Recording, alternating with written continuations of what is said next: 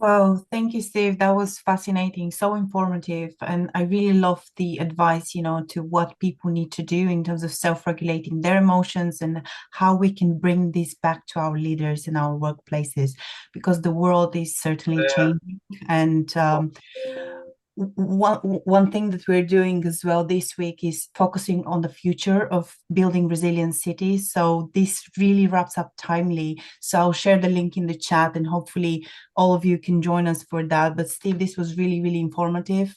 David, would you like to share your comments and views on what was shared, and perhaps we can turn back to the audience and see what they're doing in their organizations and in their day-to-days? Thanks, Milena. Steve, thanks. I mean, absolutely fascinating.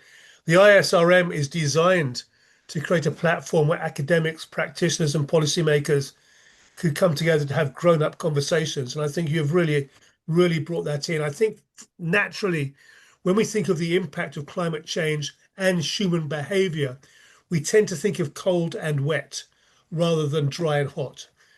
But of course, the extremes we're seeing now are bringing that absolutely into the game. I don't know about you, but I've just come back from the Middle East, and 40 degrees in Dubai is much more comfortable than 30 degrees in London. For some reason, 30 degrees in London is debilitating. It really is. Um, but I want to ask you a question because we at the ISRM have just very recently been given ownership by the UK Cabinet Office, College of National Security, for the Cabinet Office Climate Change and National Security Programme. So we're developing a whole lot of programs which is designed to educate pretty well everybody in government about exactly what you've spoken about. And I'm sure we'll be talking about that. But one of the points that we are trying to make is that we still see climate change impact management as post-event survival rather than pre-event mitigation. And I think one of the things that is coming through from a policy, and there's people here who know much more about policy than I do on this call, but one of the things about policy is that we want to look at localization. Plant some trees where you are, open up a pond where you are, get some greenery, get some water in there, dampen, have a sponge, have a sponge city in terms of flooding, rather than having these massive infrastructure development programs. Is there things we can do on literally on our local garden, in my garden, in my street, to mitigate the impact of heat at that level? That can be sort of very quick and localized rather than sort of centralized and bureaucratic. So there are those sort of interventions, and what you're speaking about is really that big shift from being reactive to being proactive, of saying, this is a reality, this is the direction, the trajectory, the climate and the temperature is taking, and we have to get ahead of that. We can't react in the moment because we're all compromised, we're all struggling in that moment, and it's going to be too late. So there are those physical things, which are the planting of more trees and the design of buildings and roadways even, and all these things. But I want to kind of bring it back, to your question a little bit on the behavioral side, which is we have in many places warming centers for the extreme colds in the winter to bring in individuals who are homeless, etc. We have not thought as well about the cooling centers, one, and two, how they operate and how widespread they need to be.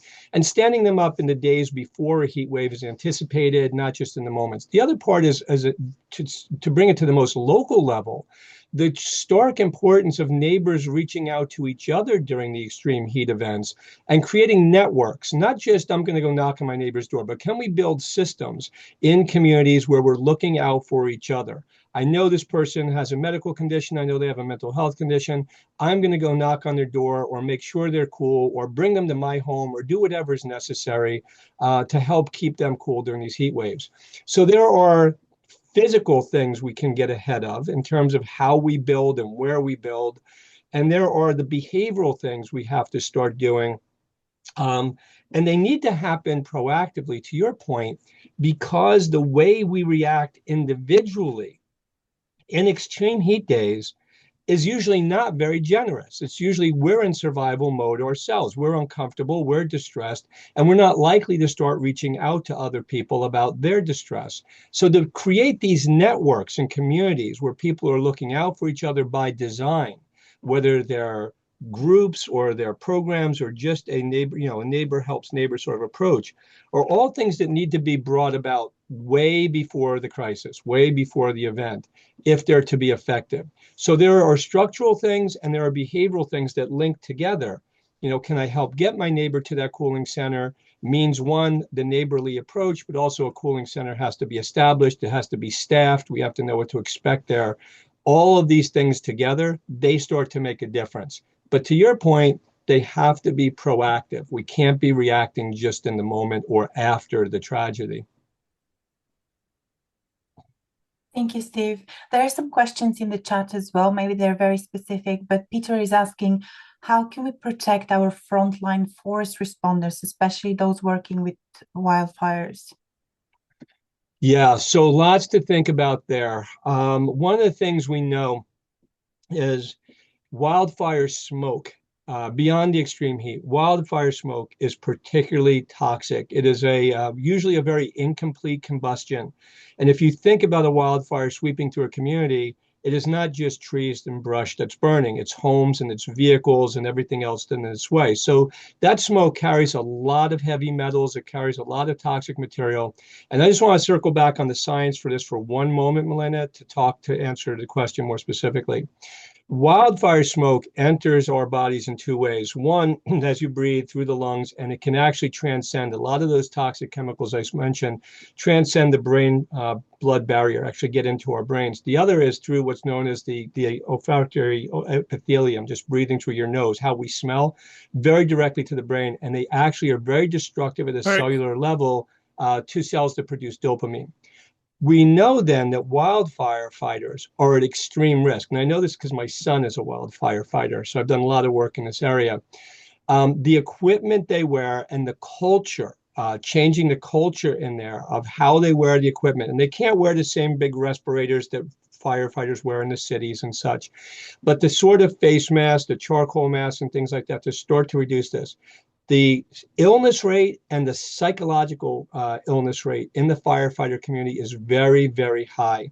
So the culture has to change. But you've seen some very drastic things. Here in the States, unfortunately, the fire service has been decimated over the last few years.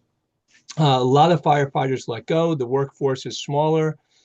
People burn out much more likely. So the cultural shift, the biggest thing I think protection is not just equipment, it's attitudes about the wildfire services. It's the culture within the wildfire services that has to mature, that has to become much, much more protective of these individuals. When we think about their risks, the thing that comes to mind most for wildfire fighters is kind of a flashover or flashback. They carry with them those sort of little tents they could get themselves into very quickly to let the fire roll over them. We think of that. But the smoke is the most insidious and damaging aspect of them, both in the short and long term. And it has to change in the culture away from a more macho sort of culture, away from that sort of thing to I'm putting myself in a highly toxic environment, not just the heat, not just the flames, but the smoke, which will be the single greatest important shift in the firefighter services.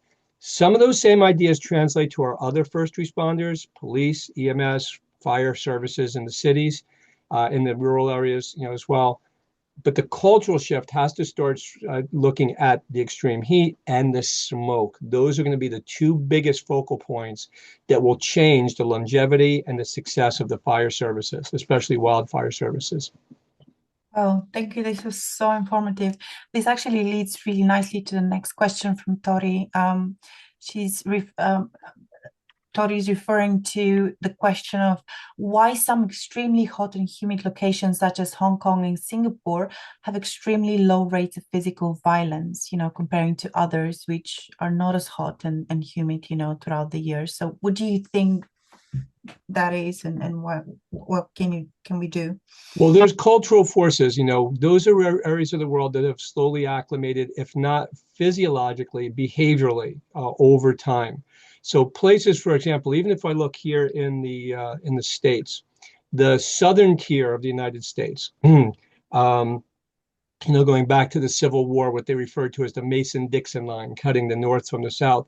Those are the states that have the highest temperatures throughout the year and also the highest humidity in most places, actually do better, both a little, from a physiologic and a behavioral standpoint. The northern regions of the U.S., Pacific Northwest, the central states, and the Northeast, actually have the more significant medical and psychiatric consequences, because within a range of tolerance, and I did say this and I'll stick to it, we have an upward threshold that we really can't exceed medically or behaviorally, but they have adapted more to that. So to Tody's point, if I think of Hong Kong, and Tody's interesting because he bounces back and forth between Finland and Hong Kong, so he gets to see this in stark contrast all the time. You have a behavioral adaptation where the cultural norms and expectations have shifted over decades that are more likely to suppress aggression and violence. At a physical threshold, there's probably a higher tolerance, to a degree. But even with the more extreme heat that's projected in the years to come, we probably start pushing those boundaries and may likely see both more challenges physically and even behaviorally. So what exists today, Tody, in Hong Kong in terms of a suppression of violence, it'll be curious to see if that holds in the years to come as the temperature gradually, continues to climb.